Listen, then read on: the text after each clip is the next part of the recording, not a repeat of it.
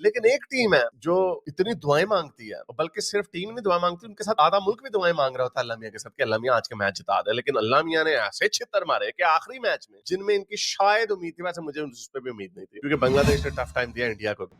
आपकी पाकिस्तान टीम थकी हुई टीम, कोई टैलेंट नहीं, कोई कुछ भी नहीं, तुक्के में जीत गए, ठीक है, तुक्के में किसी की परफॉर्मेंस हो गई हो। लेकिन एक टीम है जो इतनी दुआएं मांगती है, बल्कि सिर्फ टीम नहीं दुआ मांगती, उनके साथ आधा मुल्क भी दुआएं मांग रहा होता है अल्लाह मियां के साथ कि अल्लाह मियां आज के मैच जिता दे। लेकिन अल्लाह मियां ने ऐसे छितर मारे कि आखिरी मैच में जिनमें इनकी शायद उम्मीद थी, वैसे मुझे उस पर भी उम्मीद नहीं थी, क्योंकि बांग्लादेश ने टफ टाइम दिया इंडिया को भी। तो उनके ऊपर भी अल्लाह मियां ने कहा नहीं, तुम्हें मैंने मैच जिताना, तुम्हें यहीं से जलील करके बाहर निकालना है। पहली दफा हुआ पाकिस्तान की क्रिकेट टीम की हिस्ट्री में कि चैंपियंस ट्रॉफी में एक भी मैच जीते बगैर टूर्नामेंट से बाहर हो गया। लेकिन शर्म इनको आती नहीं। ये सोच की मैं बात कर रहा हूँ, ये सोच जो है, ये सोच एक ऐसा धुतकारा हुआ कुत्ता है कि अल्लाह मियां इनको छितर मार के दूर दूर किया जाता है, दूरे दूरे किया जाता है कि दूर हो जा मेरे से, लेकिन ये फिर भी है मैच जिता दो, मैच जिता दो। और इतने बेशर्म है, आइडियोलॉजिकली इतने कमजोर हैं, अकल के अंधे हैं कि जब मैच जीत जाते हैं तब अल्लाह का शुक्र करने लग जाते हैं, जब मैच हार जाते हैं तब भाई भी इधर उधर की बातें करने लग जाते हैं, तब उनको जो प्लेयर्स हैं उनकी चित्रौल करने लग जाते हैं। वो प्लेयर्स, मौलवी रिजवान दुआएं पढ़ता है, बाकी के लोगों को नमाजें पढ़वाता है, जबरदस्ती कभी तस्बियां कर रहा होता है, ड्रामेबाजी कर रहा होता है, टूर पे जाता है तो वहां पे मस्जिदों में स्पीचेस करने लग जाता है। भाई तेरा क्या काम है? तो इतना कुछ करने के बाद भी अगर आपको आपका खुदा छितर मार रहा है तो हिंट ही समझ जाओ, अगर वो है तो उसको तुम में कोई इंटरेस्ट नहीं है। ऊपर से बहाने मारते हैं, कहते हैं ये दुनिया असबाब के ऊपर चल रही है, यानी आप मेहनत करेंगे तो आपको उसका फल मिलेगा। अच्छा, अगर मेहनत करेंगे आपको फल मिलेगा तो फिर आपके अल्लाह मियां की क्या जरूरत है, फिर दुआओं की क्या जरूरत है? यही वजह है ना कि इससे साबित हो जाता है कि काफिर जब दुआएं किए बगैर या अगर अपने खुदा से वो दुआ कर रहे हैं तो इसका मतलब उनका खुदा जीत गया, फिर इसका मतलब उनका खुदा सच्चा हुआ या ज्यादा ताकतवर हुआ। नहीं, वहां पे नहीं मानेंगे, वहां पे कहेंगे नहीं नहीं वो मेहनत की इसलिए उनको मेहनत का फल मिल गया। तो फिर इससे साबित हो जाता है कि अल्लाह आपका चाहे बीच में हो ना हो, जिसने मेहनत की होगी तो वही जीतेगा। लेकिन ये लॉजिक इनको समझ नहीं आती, दोनों तरह से खेलते हैं, इसीलिए क्योंकि ये फंडामेंटली वीक है, इनकी आइडियोलॉजिकल ग्राउंड्स इतनी वीक है और इतनी खोखली है, जो 1400 साल पुराने किस्से कहानियों के ऊपर, सुपर मिथ के ऊपर चल रही है। इसी वजह से ये हर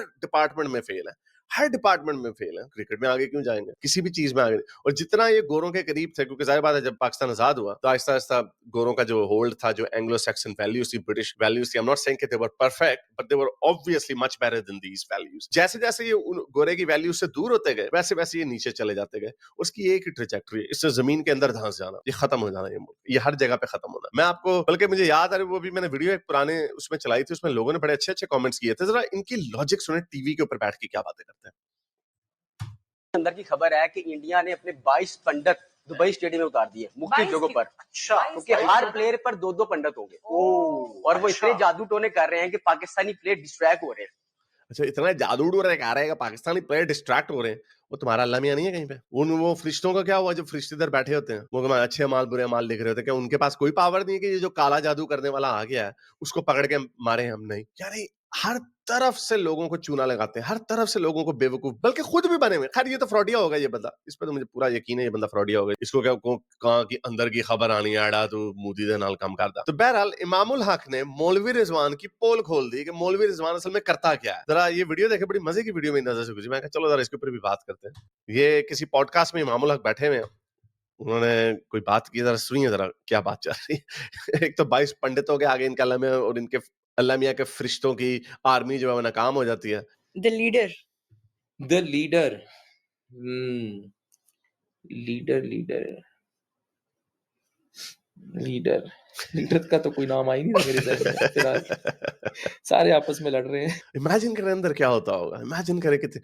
वैसे हमारे सामने इंडिया में रोहित शर्मा और विराट कोहली, जब विराट कोहली से कैप्टनसी लेके रोहित शर्मा को दी गई, उधर भी बड़ी ईगोज हो सकती थी, बड़ा क्लैश हो सकता था। वो बहुत सारे लोगों ने, जो बाहर के लोग हैं, मैं भी I was also on team Virat Kohli, but obviously I don't have any access to anything and I can't do anything. लेकिन एक ये नेचुरल लोगों की इंक्लिंग होती है कि मुझे ये बंदा पसंद है, मुझे वो बंदा पसंद है। So I was on team Virat Kohli, but Virat Kohli ने, वो तो बाज नहीं आया, वो तो खेलता रहा। वो तो, उसने तो नहीं गुस्सा किया कि मैं जरा रोहित शर्मा की टांगे काटूंगा ताकि मैं जरा मैच हार जाऊं तो रोहित शर्मा की कैप्टनसी चली जाए। उसने तो ऐसी कोई हरकत नहीं की। वो लोग हैं प्रोफेशनल प्लेयर्स, उनके अंदर प्रोफेशनलिज्म आया है।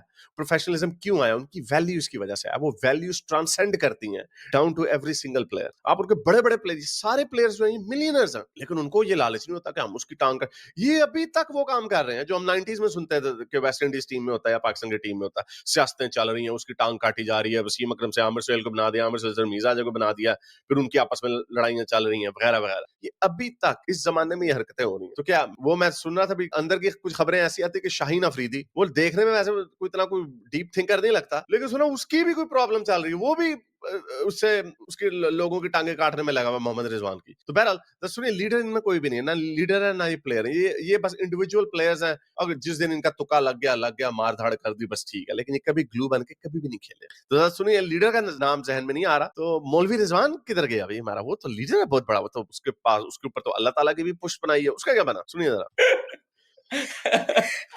I love the honesty. Cheers on the honesty though.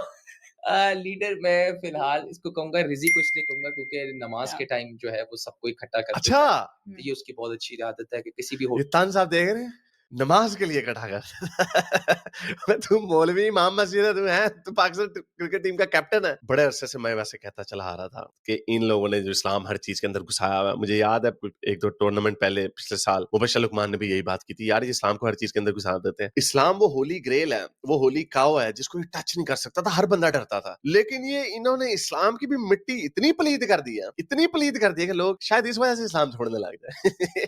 कि मैच जीते वो अल्लाह भी जिता दिया अल्लाह। मतलब कोई बच्चे जो होंगे ना 16 17 15 साल के, वो सोचेंगे यार जब जीत जाते हैं तो अल्लाह जिता देता है, जब हार जाते हैं तब अल्लाह मियां को क्यों नहीं कहते? फिर एक उधर भी एक इन्होंने चोर दरवाजा रखा है कि अल्लाह मियां शायद हमसे नाराज है। अच्छा, नाराज है अल्लाह मियां, तो बेचारे माथे टेकी जा रहे हो, नमाजें पढ़ रहे हो, और अल्लाह भी तुम्हारा तुमसे ज्यादा नाराज है, गोरों से नाराज नहीं। ऑस्ट्रेलिया इंग्लैंड से, हाल इंग्लैंड भी बाहर हो गया, लेकिन ऑस्ट्रेलिया से या साउथ अफ्रीका से नाराज नहीं, न्यूजीलैंड से। और उनको छोड़ो, सबसे बड़ा इंडिया, काफिरिस्तान, बुतों के पुजारी, ओ अल्लाह उनसे नाराज नहीं होता यार, उनको ठपा ठप, ये लो जी, ये जीत लो। अच्छा, और एक्स्ट्रा फायदे भी देते हैं कि एक दुबई के वेन्यू में ही आप खेलें ताकि आप पिच से यूज्ड टू हो जाएं, कंडीशन से यूज्ड टू हो जाएं, और इतनी ताकत है उनमें कि अगर वो फाइनल में पहुंच जाते हैं तो छुट्टी। पाकिस्तान में जो इतने 20 सालों बाद कोई जो फाइनल होना था कोई टूर्नामेंट का, इंटरनेशनल आईसीसी इवेंट का, वो भी नहीं होने देंगे। वाह यार, वैसे इतनी इतना जलील करते हैं। वाह भाई, अल्लाह मियां, दो ही चीजें हो सकती हैं ऑनेस्टली स्पीकिंग, या तो अल्लाह मियां का वजूद नहीं है, जो कि हमारा मानना यही है, या फिर अल्लाह मियां को आपसे शदीद नफरत है, शदीद,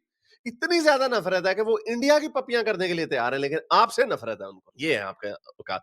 तो जरा सुनिए, जरा इसकी लीडरशिप क्या है, जरा सुनिए। इसको कहूंगा, रिजी को इसलिए कहूंगा क्योंकि नमाज के टाइम जो है वो सबको इकट्ठा कर देता है। तो ये उसकी बहुत अच्छी आदत है कि किसी भी होटल में हम जाएं, जहां भी जाएं, सबसे पहले कमरा ढूंढना, उधर व्हाइट चादरें बिछाना। देखो कितनी अच्छी बात है, लोग कमरा ढूंढते हैं होटलों में जाके गंदे 2 नंबर काम करने के लिए, लेकिन रिजी कितना अच्छा, हमारा कितना बीबा बच्चा है हमारा, लेकिन नमाजें इकट्ठी करता है, चादरें बिछाता है। लोग चादरें बिछाते हैं और कामों के लिए, वो चादरें बिछाता है नमाज पढ़ाने के लिए, बच्चों को सीधा, लड़कों को सीधी राह पे लगाता है। उधर व्हाइट चादरें बिछाना और उधर किसी का आना सबका बैन कराना, जो वर्कर्स होते हैं वो नॉन मुस्लिम होते हैं, तो वो उनको, अच्छा, इसमें भी उसको थोड़ी सी स्मर्क दिया। बना लो। आपकी पाकिस्तान टीम थकी हुई टीम, कोई टैलेंट नहीं, कोई कुछ भी नहीं, तुक्के में जीत गए, ठीक है, तुक्के में किसी की परफॉर्मेंस हो गई तो जीत गए, वरना फारे गए आपकी टीम।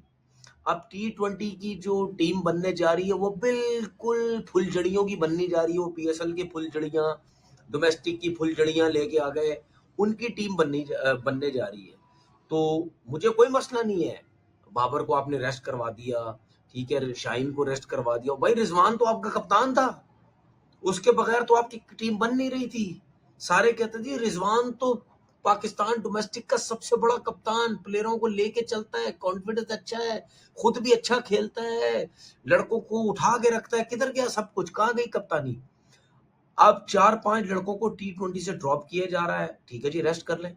और मैं तो कह रहा हूँ ODI क्रिकेट में भी इनको रेस्ट करवाएं, जो न्यूजीलैंड के अगेंस्ट वनडे की सीरीज है उसमें भी रेस्ट करवाएं। मैं तो उससे और बढ़ के कह रहा हूँ, शाहीन हो गया, हारिस रऊफ हो गया, नसीम शाह हो गया, बाबर आजम हो गया, रिजवान हो गया, इन पांचों को अगले 2-3 साल भी टीम में सेलेक्ट मत करें। मैं तो ये मशवरा दे रहा हूं आपको, इनको बिठाओ तो सही, लग पता जाएगा हमारी टीम में कितना तपड़ है, कितने बड़े सुपरस्टार बनते हैं। फिर मैं देखता हूँ जिम्बाब्वे के खिलाफ कौन रन करता है, फिर मैं देखता हूँ बांग्लादेश के खिलाफ कौन रन करता है, फिर मैं देखता हूँ किसी थकी हुई टीम के खिलाफ कौन रन करता है। खिलाओ ना, ये जो लड़के अब T20 में लेके जा रहे हो ना, इन्हीं लड़कों को वनडे क्रिकेट में लेके जाओ। आपको प्लेयर चाहिए ना भाई, आपको टीम चाहिए।